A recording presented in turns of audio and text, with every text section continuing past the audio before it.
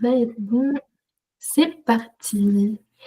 Donc bienvenue dans ce live, je me suis même pas mis en plein écran, c'est pas grave.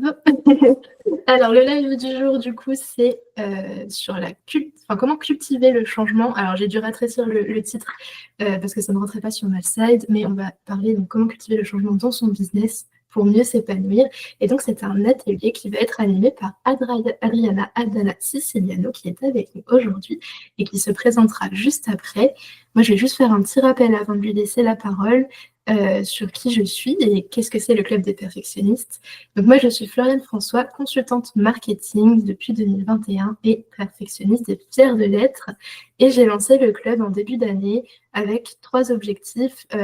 Objectif principal, c'est de s'entourer d'autres perfectionnistes dans la bienveillance et de contribuer ensemble à une vision commune qui est celle de réussir en entrepreneuriat mais sans s'épuiser.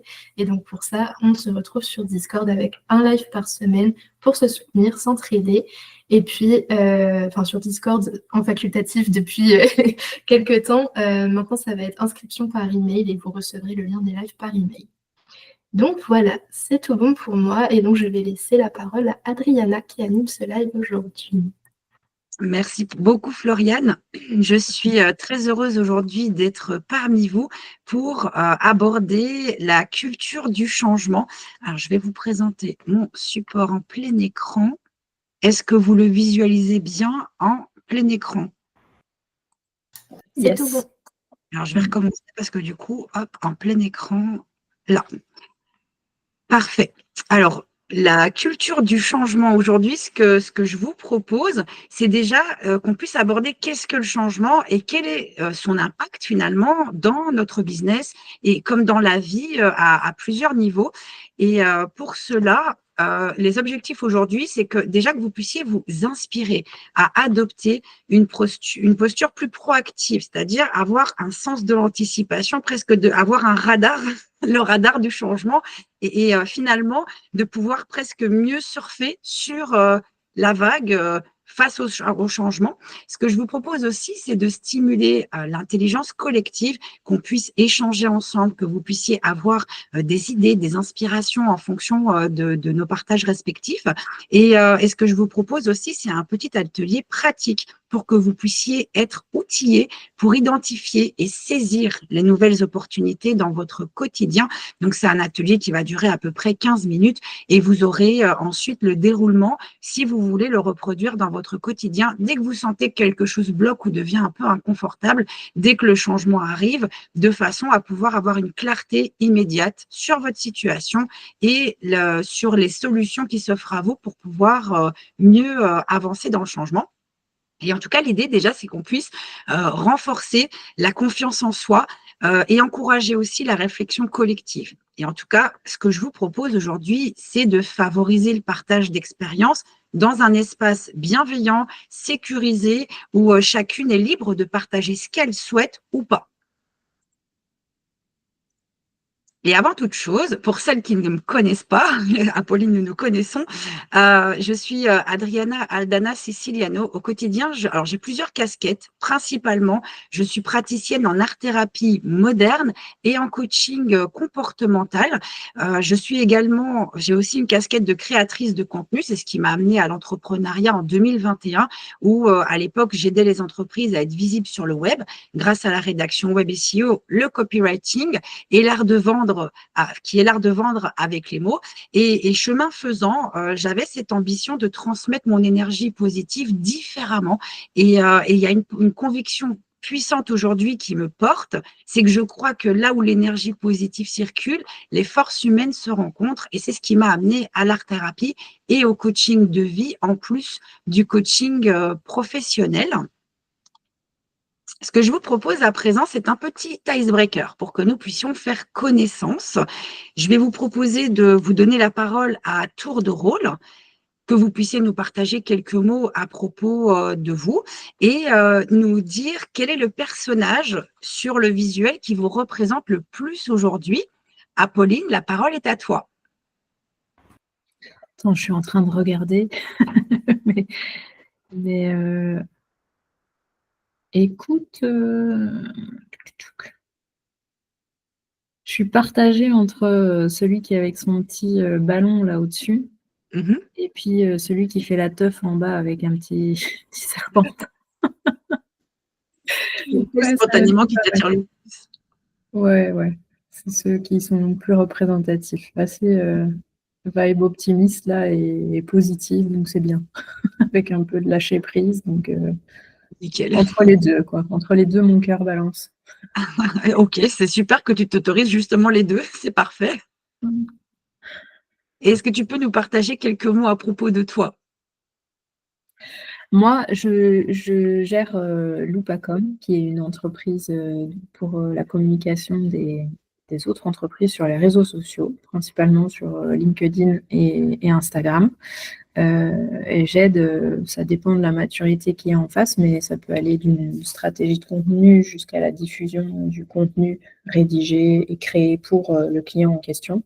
Mais ça aborde aussi une partie événementielle, par exemple pour couvrir des événements sur Instagram, pour des gens qui ne pourraient pas être présents à l'event. Du coup, ils ont la possibilité de découvrir tout ça en story et puis de voir le petit récap, le feedback après l'événement, puisque du coup, je fais une petite vidéo rétrospective. Sur du Instagram, ça va être un réel rétrospectif et après, sinon une petite vidéo rétrospective pour du LinkedIn. Voilà le gros de mon travail et de mon activité aujourd'hui. Merci beaucoup, Apolline, pour tout ce que tu nous partages. Et je souhaiterais également te poser une question. Quelle est la place du perfectionnisme dans ta vie aujourd'hui? Ça, c'est une question qu'on avait abordée avec Floriane. Moi, ça m'a drivé. C'est quelque chose qui m'a paru. Je suis autodidacte depuis que j'ai mon bac. Et c'est clairement cette valeur qui m'a drivé et qui m'a permis de justement monter, mettre en chose les places. Parce que perfectionnisme, il y a aussi une notion de, entre guillemets, de la part des autres, d'être sévère, entre guillemets, avec soi-même. Et il y a souvent des gens qui viennent et qui disent, mais enfin, faut pas être trop sévère ou dur avec toi quand même. Mais sauf qu'en fait, le fait de l'être et de réussir à cadrer les choses et de les mettre d'équerre, bah, du coup, ça permet d'avancer, de créer des choses, etc. Et tout ça. Moi, j'ai plutôt un bon rapport avec le perfectionnisme. Après, avec les années qui passent, je m'en détache sur certaines choses qui sont dans le dark side du perfectionnisme. On pourra peut-être en reparler plus longtemps après, parce qu'il y a des choses sur lesquelles il faut faire attention, selon moi. Voilà, pour pas passer dans... Ouais, c'est le dark side, je dirais vraiment ça. Mais après, pour moi, c'est plutôt positif. Merci beaucoup pour tout ce que tu nous partages, Apolline. Avec plaisir. Emeline, alors je pense qu'Emeline, c'est via le chat. Éventuellement, Floriane, si tu peux nous guider sur ce qu'elle peut nous partager. Emeline, si tu peux nous partager brièvement dans le chat quelques mots à propos de toi et nous dire quel est le personnage qui te représente le plus aujourd'hui et pourquoi. Et du coup, donc Emeline nous a dit qu'elle a deux personnages aussi qui la représentent. C'est celui qui lit en bas à gauche Oui. et celui qui est sur le fil en équilibre. Donc je lui ai demandé pourquoi ces deux-là, et donc elle a expliqué qu'en ce moment, bah, elle s'occupe de prendre soin d'elle et elle anticipe le retour au travail qui arrive bientôt. Donc voilà, et elle a aussi pour projet de développer quelque chose de nouveau, donc un nouveau projet qui arrive. Elle nous précise quoi d'autre? Alors pour le personnage qui lit en bas à gauche, du coup, ça lui inspire le calme, la tranquillité qu'il dégage, l'apaisement de la lecture. Et celui qui est sur le fil, elle a l'impression de marcher un peu sur des œufs de temps en temps. Et c'est aussi le but de sa vie, elle dit. Donc trouver un équilibre sain. Voilà, c'est son objectif. Merci beaucoup. Et toi, Floriane, quel est le personnage qui te représente le mieux aujourd'hui et pourquoi? Eh bien, moi, j'aime bien le personnage qui regarde comme ça au loin, par la fenêtre. Parce que je me sens un peu dans cette optique-là où, enfin voilà, je l'ai déjà dit et je le répète, moi, je suis en transition puisque j'ai commencé comme traductrice marketing en 2021.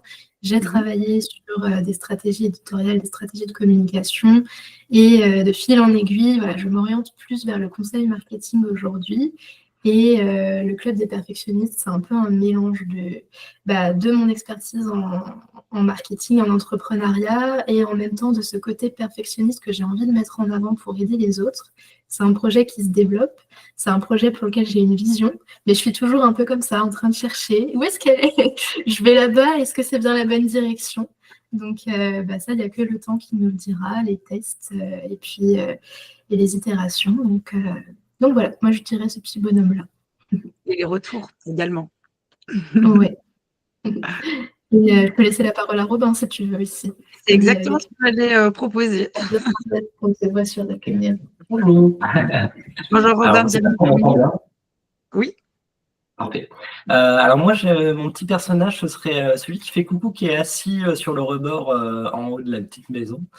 Et c'est parce que je trouve que ça me représenterait bien, plutôt optimiste, assez joyeux, assez content, et puis assez confiant, même si on ne sait pas de quoi demain est fait. Je reste quand même optimiste et je vois toujours le côté positif des choses. Voilà. C'est une belle vision. En tout cas, bienvenue parmi nous. Merci pour ta présence. C'est un faux perfectionniste, hein, je le dis. Mais justement, c'est bien, il nous apporte un autre point de vue. Super. À présent, ce que je vous propose, c'est qu'on puisse rentrer dans le vif du sujet, qu'on puisse découvrir qu'est-ce que le changement.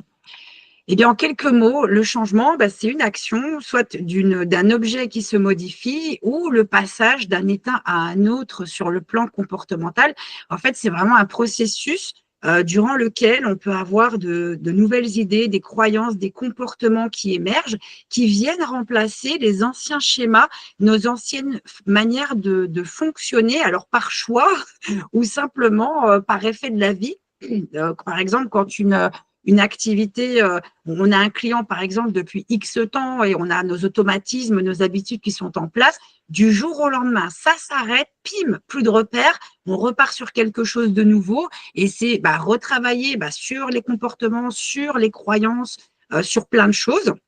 Et il existe un modèle que j'utilise beaucoup, autant sur le plan professionnel, dans le coaching de vie et professionnel, qu'à titre personnel en tant que perfectionniste, qui je dis, en fait, aujourd'hui, mon perfectionnisme, on va dire que je suis arrivée à un stade où j'ai une boussole, une boussole qui me permet, en fait, de détecter quand mon perfectionnisme se manifeste et je décide d'activer mon perfectionnisme ou pas, en fonction de la situation. Et ce modèle m'a beaucoup aidé pour y parvenir et c'est pour ça que j'avais envie de vous le partager aujourd'hui. Et ce modèle qui s'appelle Hudson a été créé par son créateur qui porte le même nom, Frédéric Hudson, qui est un expert en formation pour adultes ainsi que l'un des pères du coaching. Et ce modèle, en fait, repose sur une théorie des cycles du changement qui, en fonction de la période de vie où on se trouve, que ce soit l'enfance, l'adolescence, l'âge adulte ou la période de la retraite, en fait, la vie évolue en 4 cycles, un peu comme les saisons. L'été, l'automne, l'hiver et le printemps. Et c'est justement là où je vous emmène, dans une visualisation claire et précise du modèle d'Hudson. Donc, en fait, la première étape correspond vraiment à la phase de lancement, celle où on a plein d'idées, on a plein d'élan, on est dans une énergie haute, où on se sent un peu en mode super-héroïne et super-héros, où on sent en fait qu'on a tout ce qu'il faut pour pouvoir y arriver. Et ensuite vient la deuxième phase, ce qu'on appelle le déclin, qui est représenté par l'automne, où on arrête, on stagne, on se dit, et c'est là où on peut se poser plein de questions, hésiter, douter, ça devient inconfortable, est-ce que j'ai fait le bon choix, est-ce que c'est vraiment ça que je dois faire?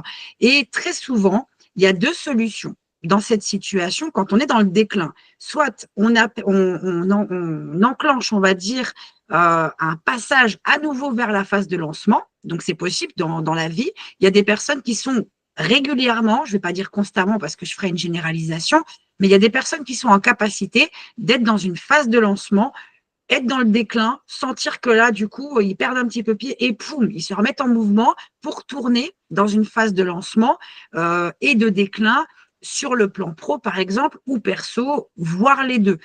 Et dans la plupart des cas, parce que ça, notre mental, pour ça, il est bien fait, généralement, quand on est dans l'étape numéro 2, on bascule vers la 3e, qui est la phase du marasme, qui est représentée par l'hiver, celle où on se sent à bout de force, fatigué, épuisé, où là, les doutes, on a passé le stade des doutes, on est déjà dans la phase rumination, où on se dit pourquoi j'ai fait ça, et on commence vraiment à sentir une instabilité qui favorise le fait, par exemple, de se replier sur soi-même pour se sentir en sécurité, un peu comme en hiver, où on a besoin peut-être d'avoir une couette chaude avec un bon chocolat chaud ou un thé chaud pour se réchauffer. Donc, cette troisième phase, c'est vraiment ça. Elle est représentée par un cocon, souvent intérieur, et même dans son environnement où on a tendance peut-être à moins sortir, à moins s'extérioriser, à moins voir des amis, justement pour pouvoir se ressourcer et continuer à avancer. Et justement, c'est là où après,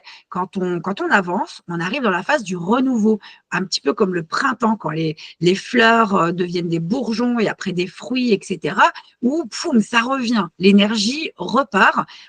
Quand on est en énergie basse dans le marasme, à travers le renouveau, on commence à rebasculer pour se diriger à nouveau vers une énergie haute.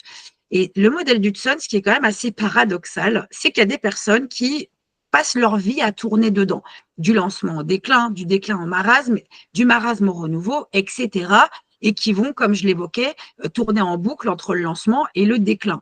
Et souvent, en fait, c'est vraiment, soit on tourne dans une énergie haute, soit on fait le tour complet. Mais juste rester en énergie basse, en général, on reste bloqué en fait dans la phase du marasme. Et c'est là où on retrouve le burn-out, la dépression, tous ces états finalement qui impactent nos vies sur tous les plans. Et à présent, pourquoi cultiver le changement dans son business avec la connaissance du fonctionnement du modèle d'Hudson? Eh bien, la vie d'une entreprise, comme la vie personnelle, elle est composée de cycles aussi, où on commence une phase avec le développement d'une activité qui a un début, un corps et une fin. Comme tout n'est que changement, on peut rester plus ou moins longtemps dans la même page de l'histoire du livre de son entreprise, mais à un moment donné, ça finit par s'arrêter pour laisser la place au renouveau. C'est souvent là où les perfectionnistes peuvent être déstabilisés avec un manque de repères sur des situations concrètes qu'on a imaginées, où on s'est dit, tiens, je vais mettre ça en place, etc. Mais quand finalement, il n'y a rien d'écrit sur la page, ça peut être relativement déstabilisant de se dire, qu'est-ce que je vais ajouter dans cette page pour le chapitre suivant? Et à partir du moment où on cultive le changement, c'est accepter que quoi qu'il arrive, rien n'est bon ni mauvais dans les choix qu'on fait. Et finalement, se dire, je vais voir ce que ça va donner. Si tout est sécurisé au niveau des prises de risques, si c'est pas parfait, mais c'est fait, c'est se lancer et voir ce que ça va donner pour analyser avec du recul, qu'est-ce qui a bien fonctionné, qu'est-ce qu'on peut adapter, garder, laisser pour avancer plus facilement. Et avant de tourner la page, ce qu'il est important, c'est de prendre le temps de ralentir pour la relire. Et le fait de faire cette action-là, ça permet de mieux comprendre le sens. Trouver un sens à chaque page du livre de l'histoire de son entreprise, c'est un bon moyen de savoir d'où on vient, vers quoi on va et vers quoi on veut se diriger sur le long terme en comprenant parfaitement l'ensemble de la vie de l'entreprise, sans oublier parfois des étapes qui ont été stratégiques, clés, difficiles, inconfortables, et que finalement, avec le recul, on peut se dire, j'y suis arrivée. Je pensais que c'était insurmontable, mais je l'ai fait. Je l'ai fait du mieux que j'ai pu. C'était pas parfait, mais c'est fait.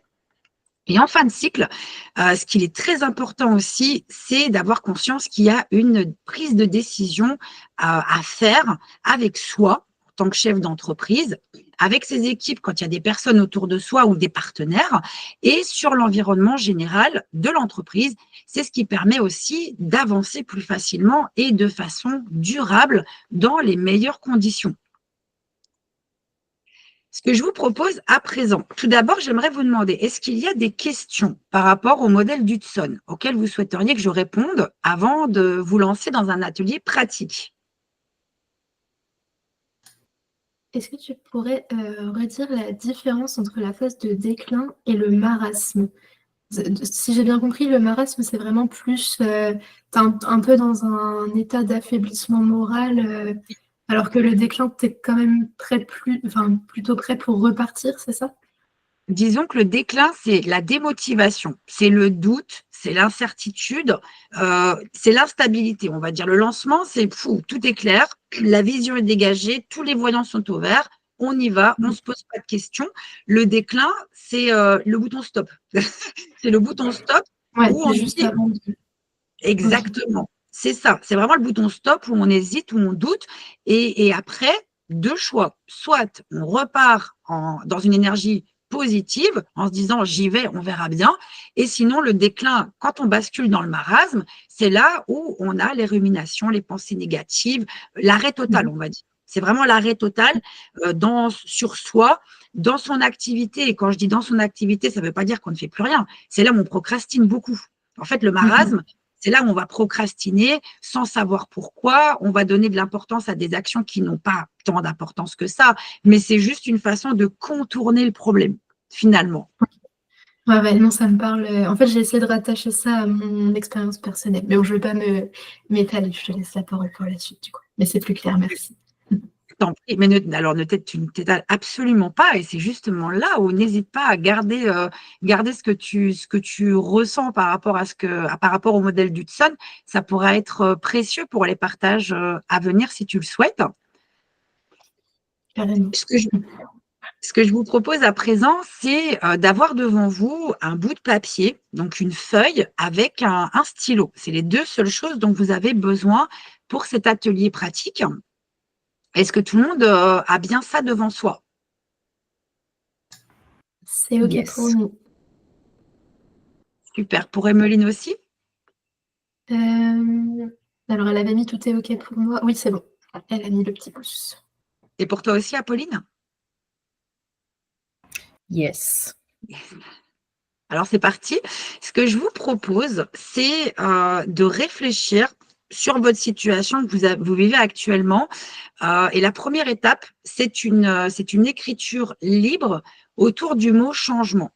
Donc, de noter sur votre feuille le mot changement et de pouvoir y placer à côté, autour, au-dessus, en dessous, comme vous le souhaitez, tout ce qui vous vient à l'esprit, sans filtre, sans jugement, toutes les pensées positives ou négatives que vous avez autour du changement, du mot changement, sous forme de mots-clés.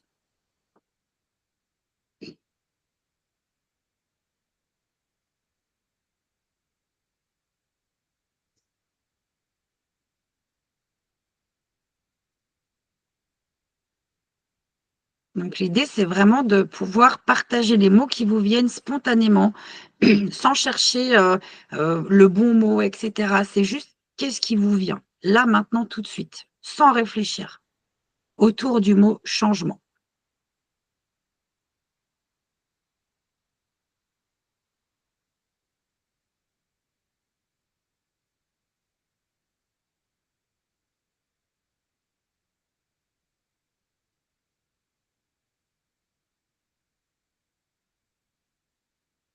N'hésitez pas à me dire quand c'est bon pour vous. Prenez le temps de laisser venir vos idées, vos pensées avec le temps suffisant. Moi, c'est OK. Mhm. Nous, on est OK aussi. Emeline aussi, c'est bon. Emeline aussi, j'ai vu son pouce en l'air. Merci, Emeline. À présent, ce que je vais vous demander, c'est la relecture des mots-clés que vous avez indiqués autour du changement et de surligner ou entourer les mots qui ressortent, autant ceux qui sont porteurs que bloquants. Donc, autant les positifs que plus négatifs, d'entourer les mots en fait, porteurs et les mots bloquants. Après, autorisez-vous à utiliser deux couleurs si vous le souhaitez pour que ce soit plus facilement visible, pour vraiment bien faire cette distinction visuelle sur les mots positifs et les mots bloquants dans votre situation.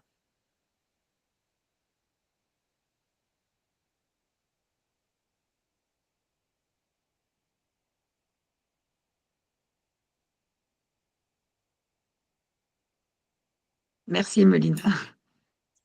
C'est bon pour nous aussi. Mhm. C'est good aussi. Génial. À présent, ce que je vais vous demander, c'est la création d'une phrase positive. Donc, à partir des mots uniquement positifs que vous avez identifiés, en pensant au changement dans votre vie, composez une phrase qui reflète une attitude sereine face au changement. Donc, si vous vous projetez, vous vous imaginez sereinement dans le changement auquel vous pensez peut-être à plus ou moins long terme, donc la phrase qui reflète une attitude sereine devant le changement.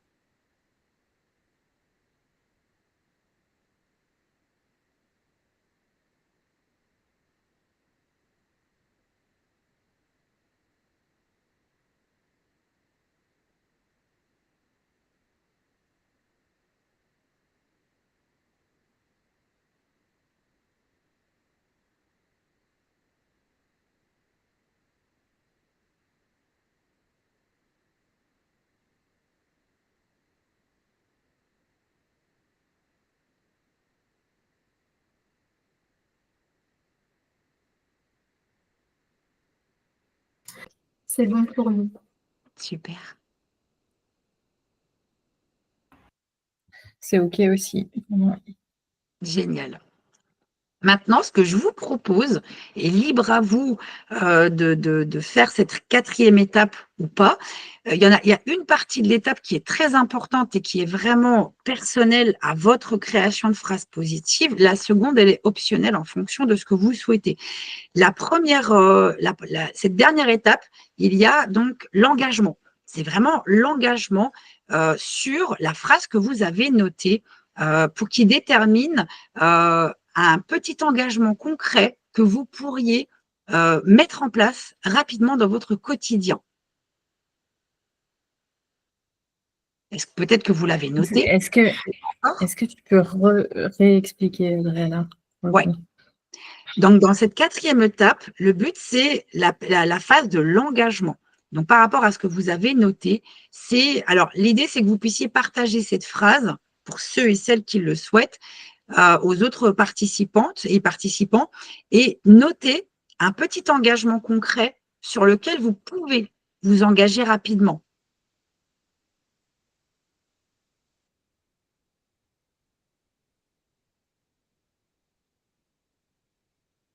Est-ce que c'est plus parlant pour toi, Pauline? Oui et non, parce que ma phrase est comment dire? Mais je comprends, je comprends ce qu'il faut faire. C'est là où c'est intéressant parce que très souvent, c'est là où on se dit « Ah, il y a un truc qui ne va pas », mais souvent, c'est le mental, en fait. Quand on lui demande de passer à l'action, en fonction, parce qu'on a tendance à idéaliser, à imaginer le meilleur du meilleur, et quand on se retrouve, poum, devant la situation où on se dit « Ok, là, il va falloir que je passe à l'action », et c'est là où le mental, en général, il revient en mode braquage. C'est blocage intégral. Alors, on a Emeline qui nous dit « Je comprends aussi, mais je n'arrive pas à avoir l'engagement vis-à-vis de ma phrase. » Et je suis pareil. Alors là, je pense que ça doit être un truc de perfectionniste. Là, il y a les perfectionnistes en nous qui sont en mode bloqués. Il est très intéressant cet exercice pour soi, enfin dans ce contexte. Et est-ce que l'une d'entre vous ou l'un d'entre vous souhaite partager sa phrase? La phrase d'engagement, la phrase d'engagement ou de changement? La phrase de base. Avant même l'engagement, c'est la phrase qui est ressortie uniquement avec des mots positifs. Ok. Moi, je veux bien donner mes phrases. Hein. Vas-y. Robin, il veut bien partager ses phrases. Emeline nous l'a partagé aussi, donc elle a dit « C'est la découverte d'une nouvelle transformation bénéfique. » Intéressant. Très intéressant. Je lis ma phrase? Oui. Alors moi, je l'ai vu beaucoup plus sur l'aspect création de contenu parce que je fais du contenu sur Internet. Donc j'ai écrit « Le changement permettrait d'améliorer ma chaîne YouTube et Twitch de façon simple et rapide ». Et l'engagement, du coup, j'ai écrit engagement à revoir ma description Twitch et à voir comment je vois mes différents lives. Et je le vois comme un renouveau pour faire, redonner un élan pour la chaîne et la création de contenu. C'est bien vu. C'est très intéressant, c'est très concret par rapport justement à ta situation. Et c'est ce que je lui ai dit en rigolant quand j'ai lu ce truc. Je lui ai dit, mais c'était pas ça l'exercice. Parce que moi, j'ai une vision très abstraite, en fait, de tout ce que tu viens de nous dire. Et lui, il est dans le concret à 100%. Et donc là, je me rends compte de la distance entre les deux. Parce que du coup, moi, ma phrase, c'est un peu comme Émilie, c'est le changement me permet de grandir, d'apprendre et me développer. Mais en soi, ça reste abstrait. Enfin, concrètement, je suis incapable de traduire ça en engagement, en passage à l'action. Donc, je ne sais pas si tu as une piste du coup, ou si Apolline veut nous partager peut-être aussi la phrase qu'elle avait mise. Ouais, pas de souci. Moi, j'ai mis, et c'est pour ça, ça rejoint un peu ce qu'on vient de dire, parce que je vois pas trop comment tu mets un engagement. Sachant que je suis tout le temps dans l'engagement aussi tous les jours. Enfin, vous allez comprendre. J'ai mis la nouveauté en perspective me met en joie pour le travail de libération à fournir. Du coup, je dois rire moi-même parce que j'ai repris tous les mots. Je voulais reprendre tous les mots positifs que j'avais. Du coup, j'ai essayé de faire une phrase. Et donc, en termes d'engagement, c'est voilà, y aller, oser. Et ça, j'ai envie de dire, tous les matins, je me lève et je le fais. Tu vois. Mais du coup, je ne sais pas quoi mettre en face de cette jolie phrase. C'est super intéressant parce que c'est là où on voit un petit peu, c'est presque un indicateur de perfectionnisme, cet exercice. Et c'est OK. Et c'est tout à fait OK. Et c'est ça qui est super riche et intéressant, c'est qu'on a chacun et chacune notre propre perception du mot changement, où ça peut être super simple à entrevoir et ça peut être plus complexe, plus développé, plus structuré. Et c'est ça, en fait, finalement, qui fait la richesse de chaque personne, de chacun et chacune d'entre vous. C'est votre vision du changement et votre manière de vivre le perfectionniste qui est unique. Et c'est pour ça qu'il n'y a pas de bonne ou mauvaise réponse, il n'y a pas de bon ou de mauvais choix. C'est juste qu'est-ce qui vous parle à vous. Si on part dans l'idée d'un engagement, un petit pas, très souvent c'est juste le petit pas. Par rapport à cette phrase, vous dire, OK, c'est quoi le petit engagement concret que je peux faire, sur lequel je m'engage rapidement. L'idée, c'est de faire quelque chose de différent. C'est comme le disait Einstein, comment obtenir quelque chose de différent si on répète toujours la même chose? Il n'avait pas tort. Parce que très souvent, c'est comme ça qu'on peut tourner en rond dans une situation, se dire, mais mince, pourquoi cette situation, elle se répète? Bah, finalement, la part de responsabilité des personnes, très souvent, c'est qu'on est dans un confort de situation où on se dit, bon, bah, ça, je sais, je connais, je vais faire ça comme ça et ça va passer. Sauf que du coup, bah, souvent, ça règle pas le problème au fond, à la racine. Et c'est ça qui est intéressant de se dire, bah, je vais essayer quelque chose de nouveau. Je connais pas, c'est inconfortable, j'ai jamais fait ça.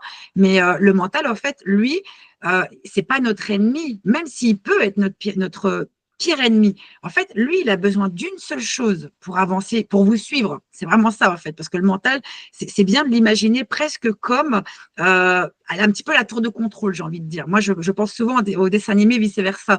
C'est la tour de contrôle, le pilotage automatique ou pas, finalement. Et lui, si le mental, il se dit, OK, tout va bien, ça va bien se passer, on va pas se cracher, c'est un peu ça l'image, eh ben, on y va. Et le fait justement de poser par écrit vos pensées positives, négatives, extraire ensuite les positives pour faire comprendre au cerveau que tout va bien, ça va bien se passer. Et si ça se passe mal, c'est OK. On va pas, il va pas se passer des choses dramatiques. Ben c'est plus facile en fait de lever les blocages et les barrières qu'on peut placer devant son chemin, très souvent inconsciemment.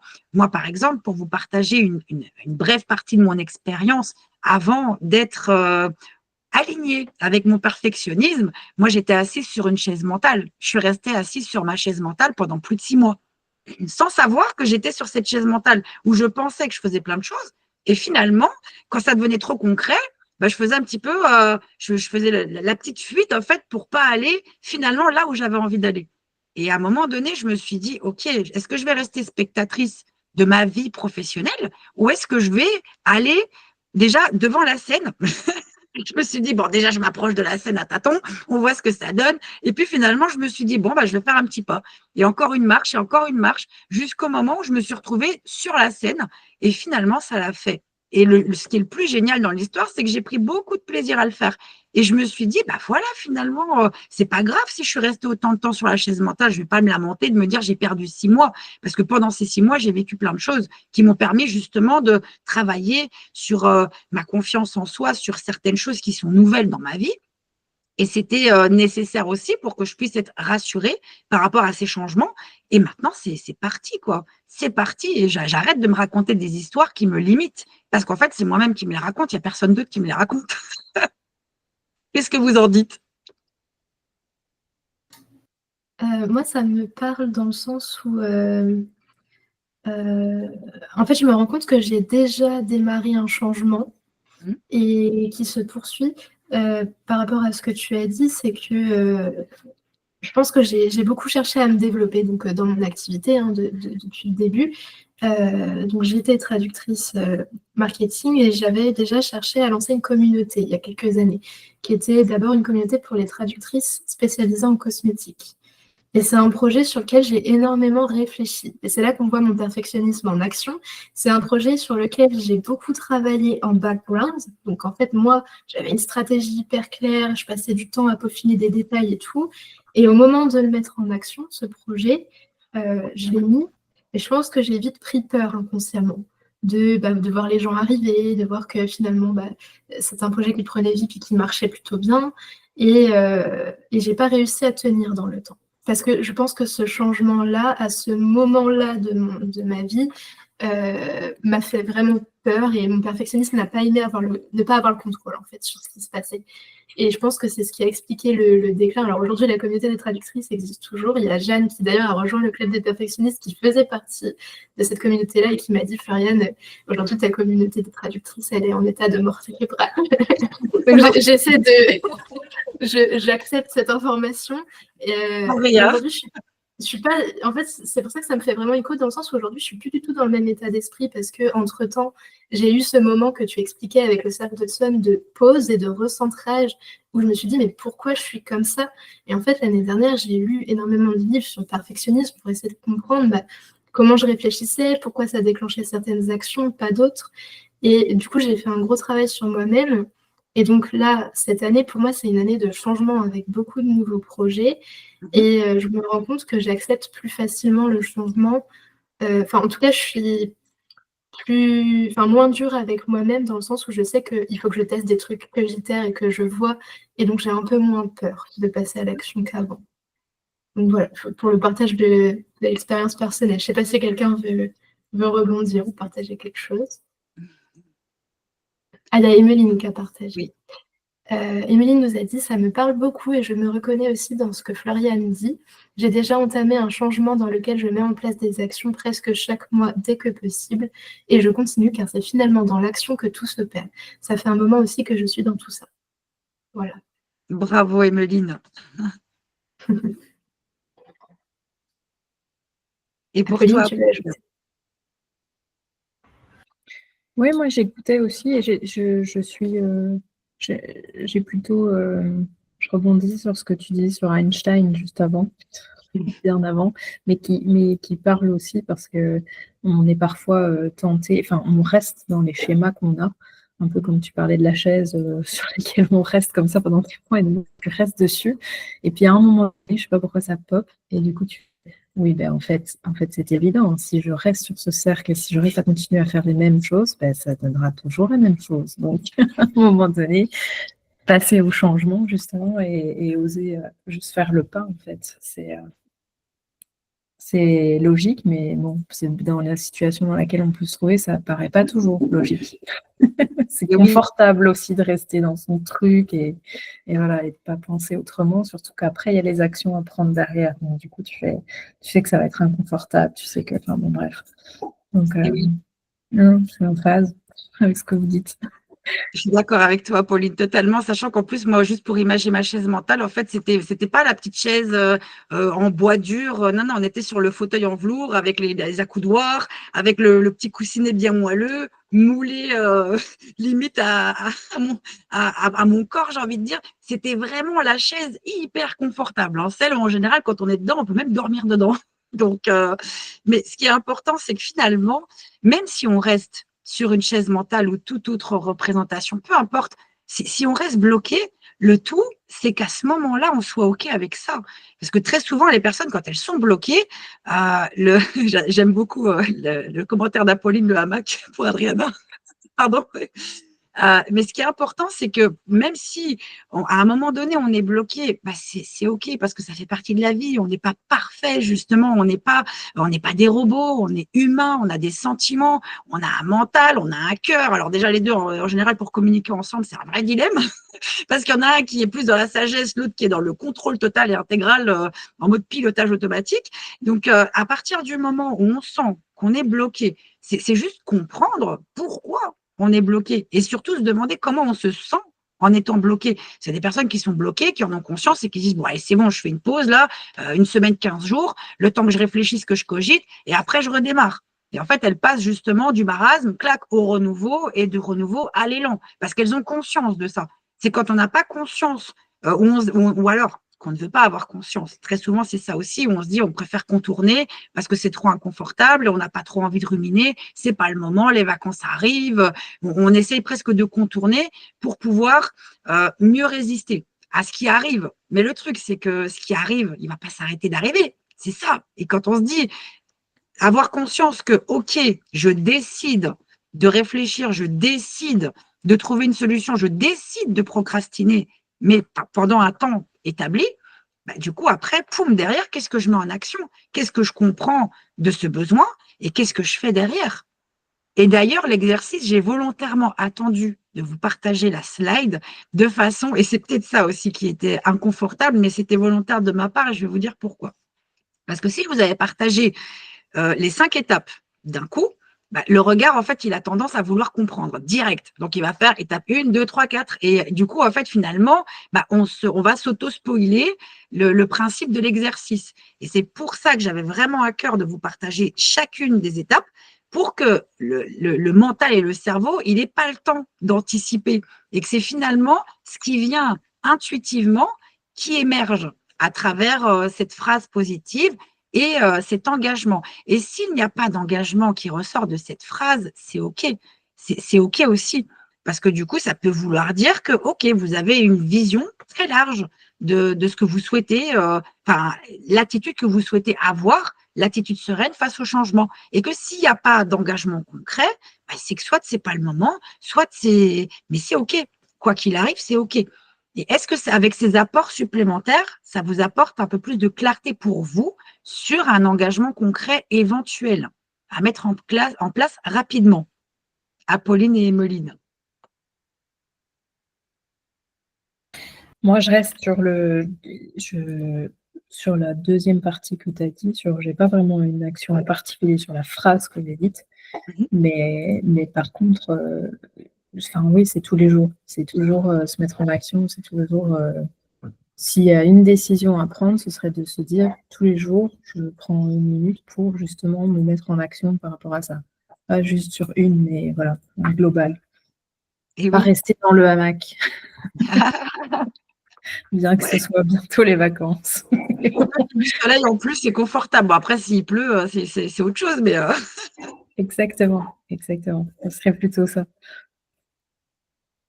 Eh bien, je vous remercie d'avoir joué le jeu pour cet exercice pratique. En tout cas, ce qui est important aussi, c'est de récompenser vos efforts et de célébrer vos réussites. Après, quand je dis récompenser vos efforts, c'est pas spécialement s'acheter quelque chose, célébrer vos réussites, c'est pas partir en discothèque. Ce que je veux dire par là, c'est juste vous accorder un temps pour vous, quelque chose qui symbolise finalement cette réussite.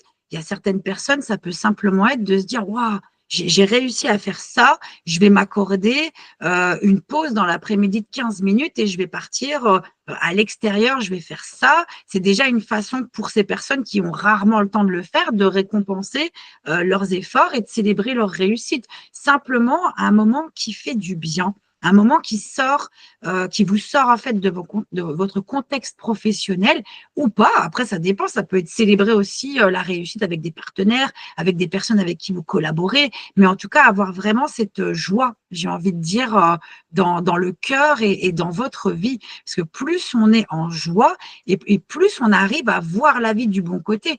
Parce que très souvent, les personnes, quand elles ont une accumulation de choses négatives dans leur quotidien, c'est difficile, ça peut être difficile de voir une part de positif, mais sachant que dans toute situation, il y a quelque chose de positif à extraire. Même quand on ne le voit pas au premier abord ou au premier regard, ce petit truc positif, il peut faire de grandes différences pour avancer plus facilement dans la vie. Et chaque petit changement positif que vous placez dans votre quotidien, c'est déjà une réussite. Très souvent, moi, j'entends des personnes qui me disent, ouais, mais j'ai fait que ça. Et je me permets de les reprendre et je leur dis, est-ce que je peux me permettre de te partager une autre vision? Et la personne, très souvent, me dit oui. Et je lui dis, mais en fait, tu as fait déjà ça. Si on voit la chose différemment, la perception de cette personne, c'est qu'elle n'a fait que ça. Et moi, dans ce que j'entends et dans ce que j'observe, c'est qu'elle a déjà fait ça. Ça veut dire qu'elle aurait pu rester au point de départ sans bouger, mais elle a décidé quand même de faire ça. Même si ce n'était pas suffisant par rapport à ce qu'elle s'était fixé, elle a déjà fait ça. Et c'est vraiment la perception d'une situation ou de ce que vous vivez ou du changement qui va, en fait, finalement, coordonner le résultat de tout ce que vous mettez en place. Parce que nos pensées, sur le plan neurologique, nos pensées façonnent notre réalité. Étant donné que le cerveau n'a pas la capacité de faire la différence entre ce qui est réel et ce que la personne imagine, le cerveau, lui, si une personne rumine en se disant je ne vais pas y arriver, je ne vais pas y arriver, le message que le cerveau reçoit, c'est OK, bon, on ne va pas y arriver, tu n'as pas envie qu'on y arrive, on n'y arrivera pas. Et en fait, quand une émotion arrive, très souvent, la personne, poum, elle est bloquée, mais ça, c'est le corps qui communique. Cette phase de blocage, c'est le corps, c'est la façon que le corps a de s'exprimer. Et du coup, la personne, quand elle a cette émotion qui est prenante, si ça peut être la colère, la tristesse, la joie ou la peur, du coup, c'est si on s'arrête quelques secondes pour se dire, OK, c'est quoi le message? Pourquoi j'ai peur? Et comprendre, en fait, finalement, pourquoi, l'émotion, elle passe, elle nous traverse. Elle repart comme elle est venue, sauf que du coup, les personnes qui restent dans l'émotion, qui réagissent, après, ça devient un sentiment. Et ce sentiment, il est plus ou moins durable, de quelques heures à quelques jours. Et une personne qui va rester dans le sentiment de la peur pendant une semaine, 15 jours, 6 mois, 1 an, voire davantage, ça devient un état d'être où la personne, naturellement, elle va être peureuse, elle va être craintive. C'est ce qui arrive avec les enfants très souvent. Quand ils vivent quelque chose d'assez traumatisant, ils vont garder ça à l'esprit et ruminer, et du coup, ils vont grandir et ça va être des personnes qui vont pas oser s'engager dans la vie, par exemple, qui auront peur ou hésiter, alors qu'ils savent même pas pourquoi. C'est juste qu'en fait, comme ils ont grandi dans cet état d'être de la peur, du coup, à l'âge adulte, ça devient vraiment une façon d'être.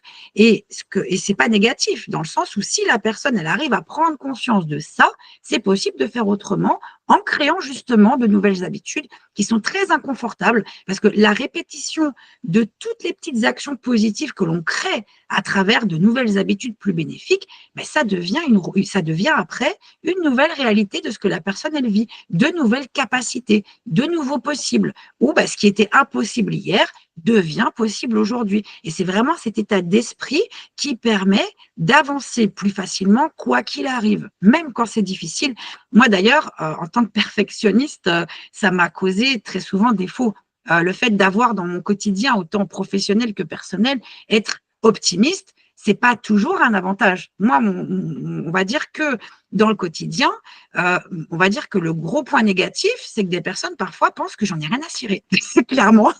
Et du coup, non, je n'en ai pas rien à cirer. C'est juste que je vois pas la même chose que les personnes qui sont en train de me le dire, parce que pour moi, c'est pas si catastrophique que ça. Pour moi, parce que je l'ai vécu ou parce que je sais que ça va pas, il n'y a pas mort d'homme, entre guillemets, on peut surmonter ça. Parce que moi, je me sens capable de le surmonter. Et les personnes en face de moi, très souvent, c'est pas le cas. Et du coup, en fait, elles me disent, mais en fait, ce que je suis en train de te dire, mais tu te rends même pas compte, en fait, à quel point c'est grave.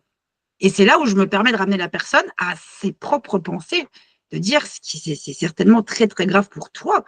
Et moi, à mon niveau, ça ne l'est pas. Et c'est OK, ça ne veut pas dire que je suis en train de juger. C'est juste qu'on a on va dire, on a des capacités différentes, mais c'est OK, parce que peut-être que la personne, elle, ce qu'elle est capable de faire dans un autre contexte, moi, je suis incapable de pouvoir le faire.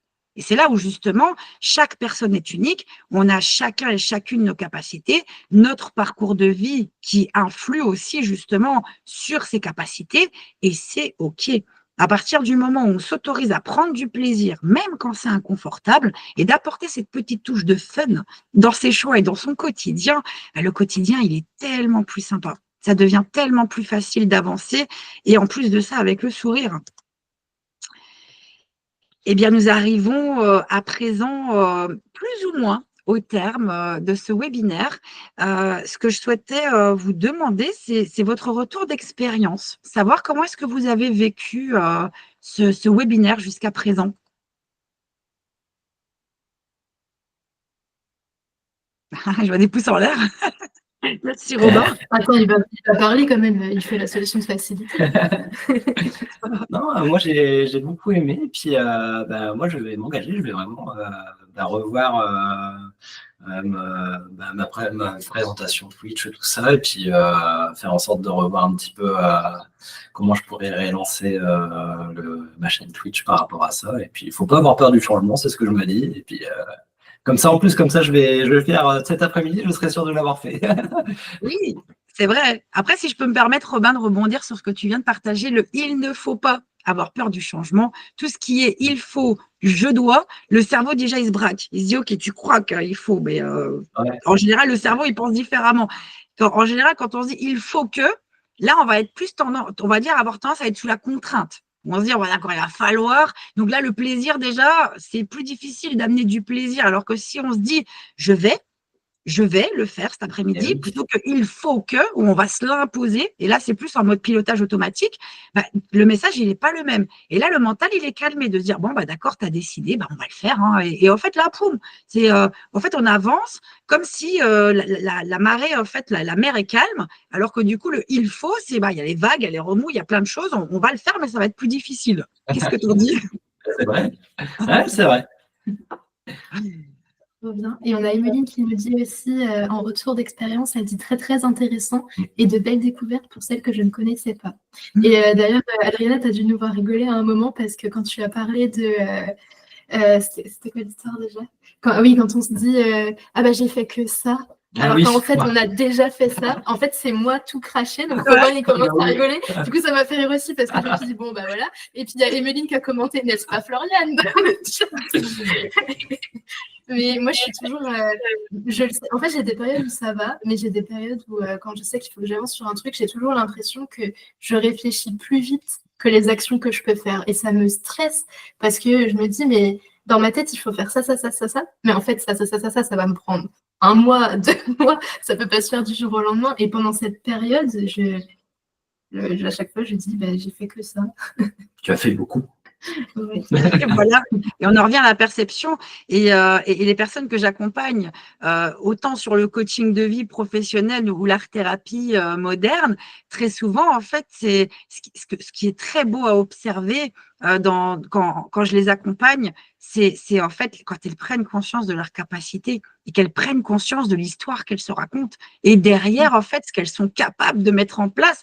Et quand elles repensent à ça quelques mois après, au fil de l'accompagnement, qu'elles me disent « Waouh !» Bon, moi, j'ai même une personne que j'ai coachée qui, un challenge, en fait, qui était ressorti où elle m'a dit, en fait, je vais m'inscrire à Miss France.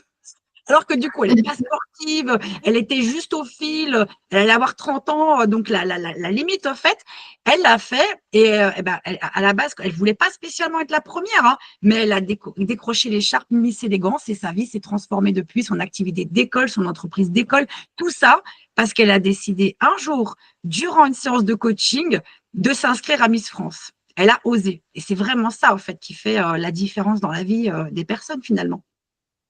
C'est incroyable. Tu parles de Sunshine ou pas? C'est le voit. Oui, c'est le voit. C'est trop bien. Je ne savais pas, tu vois, qu'elle avait eu le prix, alors c'est trop chouette, je suis contente pour elle. Il y a Apolline qui me dit, moi j'étais contente d'avoir un sujet externe à mon quotidien dont on parle tous ensemble aujourd'hui. Ça fait du bien. Par contre, je m'excuse d'avance, mais je dois vraiment vous quitter à 15h05 maxi. Il n'y a pas de souci, Apolline, je pense qu'on arrive au bout. Donc, Oui. en tout cas, c'était vraiment un plaisir. Tu as encore quelques petites slides, Adriana ou... Ça va être rapide. Je vais pouvoir les faire. À tout hasard, est-ce que l'une ou l'un d'entre vous a des questions par rapport à ce qui a été partagé? Pour nous, c'est tout bon. Pour Emeline aussi, Apolline et Robin également? Oui, Robin, c'est bon. Yes. Super. Eh bien, dans ce cas, pour conclure ce webinaire, eh bien, cultiver dans le changement dans votre business sans vous épuiser, c'est simplement reprendre votre pouvoir en acceptant que rien n'est bon ni mauvais dans vos choix. Et quoi qu'il arrive, c'est le meilleur ingrédient pour cultiver le changement dans votre vie, c'est votre passage à l'action. Et on en revient à l'action où là, le mental, il n'a pas trop le temps de réfléchir et il se lance. Et quand on réussit, on se dit, waouh, finalement, c'était pas si difficile que ça. Donc, c'est vraiment le passage à l'action qui est extrêmement important pour avancer sans s'épuiser. Pour celles et ceux qui le souhaitent, vous pouvez me retrouver sur YouTube, parce que je ne l'ai pas dit, mais j'ai également une chaîne de podcast qui s'appelle Plumania pour entrepreneurs, pour les inspirer dans leur business. Et je vous partage également mon lien sur LinkedIn, où je suis clairement la plus active. Je suis également sur Instagram, mais j'y place moins d'énergie. Et en tout cas, je vous remercie pour votre participation. Et je voulais terminer sur une citation de Socrate. Le secret du changement, c'est de concentrer toute son énergie, non pas à lutter contre le passé, mais à construire l'avenir. Hyper inspirant. J'ai adoré cette réflexion autour du changement. Adriana, je te remercie vraiment. Et l'histoire du cercle aussi m'a beaucoup parlé. Enfin, ça a permis en tout cas de rattacher quelque chose qui s'est passé chez moi à quelque chose de concret. Donc, merci beaucoup pour cette présentation. On va clôturer en douceur. Je vais juste repartager mon écran pour 2-3 petites infos et après on sera bon. Hop. Voilà. Donc on arrive à la fin de ce live du Club des Perfectionnistes. Donc comme vous le savez, on se retrouve toutes les semaines. Si jamais vous voulez... Mince. Pardon, je n'ai pas cliqué sur le bouton. Les aléas du direct. Si jamais vous voulez soutenir le Club des Perfectionnistes, il y a 3 façons de faire. La première, c'est de contribuer à la vie du club comme l'a fait Adriana aujourd'hui. Par exemple, en proposant un webinaire, en intervenant sur le podcast Perfectionniste mais je me souhaite, ou en rédigeant un article de blog, comme vous voulez. Ça fait vivre le club, ça permet de faire connaître aussi votre expertise, de la partager aux autres, donc c'est vraiment top. Sinon, vous pouvez aussi recommander le club sur Google ou bien m'offrir un café bien chaud. Un café, ça coûte 5 €, c'est sur ma page Buy Me a Coffee. Et chaque café offert permet de participer au tirage au sort pour gagner une séance de conseil d'1 heure avec moi d'une valeur de 100 €. Et d'ailleurs, le tirage au sort a lieu aujourd'hui, mais il est plutôt rapide à faire. J'annonce directement la gagnante puisqu'il n'y a eu qu'un café offert ce mois-ci. C'était le café de Sarah. Donc, Sarah remporte une séance de déblocage d'1 heure avec moi. Donc, je la contacterai pour lui dire. Bravo, Sarah. Et le prochain live aura lieu la semaine prochaine, donc jeudi 7 août, de 13 h à 14 h. C'est toujours le même lien Google Meet. Vous le retrouvez également sur le Discord et ce sera un atelier qui sera aussi disponible avec replay sur YouTube. Et ce sera un atelier pour améliorer le club ensemble. Voilà, puisque ça fait 2 mois que le club est en ligne et que vos retours sont très importants pour pouvoir améliorer les choses et vous offrir une expérience qui vous plaît. Et bien, si c'est tout bon pour tout le monde, je remercie encore une fois Adriana, je vous remercie les filles aussi et le garçon pour votre présence aujourd'hui. Et puis, je vous dis à la semaine prochaine, peut-être pour le prochain live. À la semaine prochaine. Belle continuation à vous. Adriana, merci à vous. Bonne journée à toutes et à tous. Et belles vacances pour celles qui ne sont pas encore parties et ceux qui ne sont pas encore partis. C'est gentil. Merci beaucoup à vous. À bientôt. Alors, attends, je vais juste couper l'enregistrement.